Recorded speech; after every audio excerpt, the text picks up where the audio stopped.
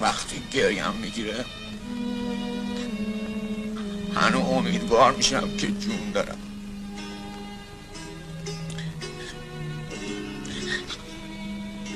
به سلامتی اون وقتا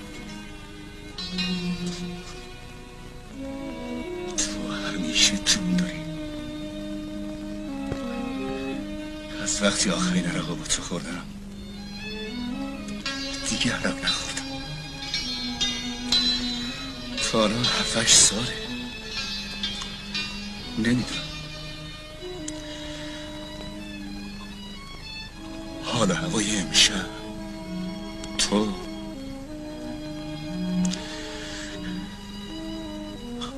خلاصه به سلامتی اون وقتایی تو